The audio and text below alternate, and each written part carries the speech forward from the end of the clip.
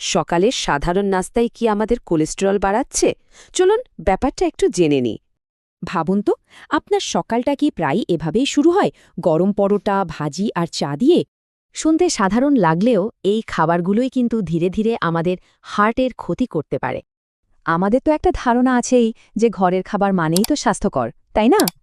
কিন্তু সত্যিটা হলো, এই সকালের নাস্তার মধ্যেই লুকিয়ে থাকতে পারে কোলেস্টেরল বাড়ার কারণ।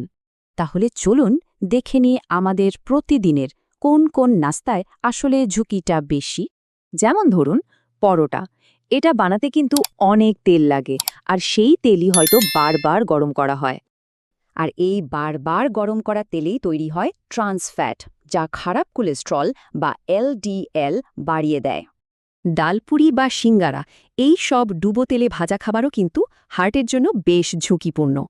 ডিম কিন্তু খুবই ভালো একটা খাবার, কিন্তু সমস্যাটা হয় যখন এটা অতিরিক্ত তেলে ভাজা হয়। আর চায়ের সাথে মিষ্টি বিস্কুট, এর চিনি আর ফ্যাট রক্তে চর্বির পরিমাণ বাড়িয়ে দেয়।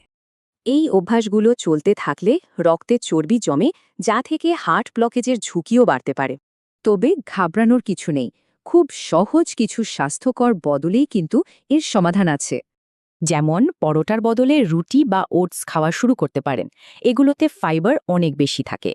ডিম ভাজার বদলে সিদ্ধ বা অল্প তেলে অমলেট করে নিন, এটাই কিন্তু অনেক বেশি স্বাস্থ্যকর। আর ভাজা পোড়া, ওটার বদলে সেদ্ধ ছোলা বা নানা রকম সবজি খেয়ে দেখতে পারেন। চায়ের সাথে বিস্কুটের বদলে যে কোনো ফল বা এক মুঠো বাদাম খাওয়ার অভ্যাস করতে পারেন। সুস্থ থাকতে এই ৩টা সহজ নিয়ম মনে রাখলেই হবে, এগুলো খুবই কাজের। আচ্ছা, একটা প্রশ্ন করি, আজ সকালে কি দিয়ে নাস্তা করেছেন? কমেন্টে আমাদের লিখে জানান তো। চলুন স্বাস্থ্যকর জীবনযাত্রা নিয়ে সচেতন থাকি।